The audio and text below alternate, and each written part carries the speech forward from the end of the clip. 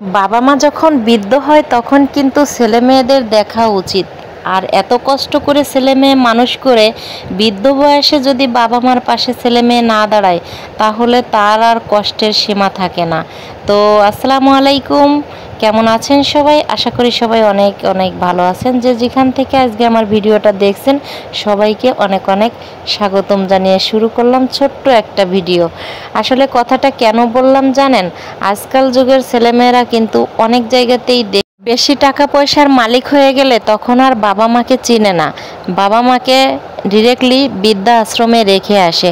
আসলে সেই দিনটা যেন কোনো বাবা মার দেখতে না হয় সেই দোয়াই করি সব সময়। তো আজ আমি এই কথাগুলো কেন বললাম জানেন? আমার তো একটা বাচ্চা, তাও আবার মেয়ে বাচ্চা। এটাকে যতটুকু সম্ভব মানুষ করে বড় করে লালন পালন করে পরের হাতে তুলে দিতে হবে একদিন না একদিন। জানি না এই মেয়ের আমাদের পাশে কতটুকু দাঁড়াবে সেটা জানি না, তবে বাবা তো বাবাই হয়, মা তো মাই হয়, তাই না? বাবাকে বলতে দেরি আছে, বাবা কিন্তু এনে দিতে দেরি হয় না। তো আজ মেয়ে না জেনেই বলে ফেলেছে বাবা আজ রেস্টুরেন্টে খেতে যাব আমরা সবাই, বাসায় কোনো রান্না বান্না হবে না। তো বাবা হঠাৎ করে কি আর করবে, বাবা বলে ফেলছে আমার তো আজ ডিউটি আছে, তোমাদেরকে নিয়ে আমি আর ঘুরতে যেতে পারলাম না, বাট বাইরে যেতে পারবো না, সময় দিতে পারবো না।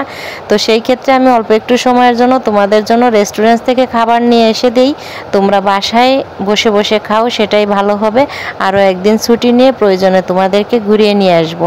তো মেয়ে বলছে আচ্ছা ঠিক আছে বাবা। তো যাই হোক, ওর বাবা দৌড়ে চলে গেল। তো মেয়ের আবদার বাবা না রেখে তো আর পারে না, তো দৌড়ে গিয়ে মোরগ পোলাও নিয়ে চলে আসছে, যেটা পেয়েছে সেটাই। তো আলহামদুলিল্লাহ, এটাকেই বলে সন্তান। আর এভাবেই বাবা মা কিন্তু কষ্ট করে লালন পালন করে, যত কষ্টই হোক না কেন। প্রিয় বন্ধুরা, সবাইকে বলবো বাবা মাকে কেউ ভুলবেন না, যত কষ্ট হোক না কেন অবশ্যই অবশ্যই বাবা মার পাশে থাকবেন। বৃদ্ধ বয়সে কিন্তু বাবা মা অবলা হয়ে যায়, বাচ্চা হয়ে যায়। তো বন্ধুরা, আজকের ভিডিওটা কেমন লাগলো অবশ্যই জানাতে ভুলবেন না। আল্লাহ হাফেজ।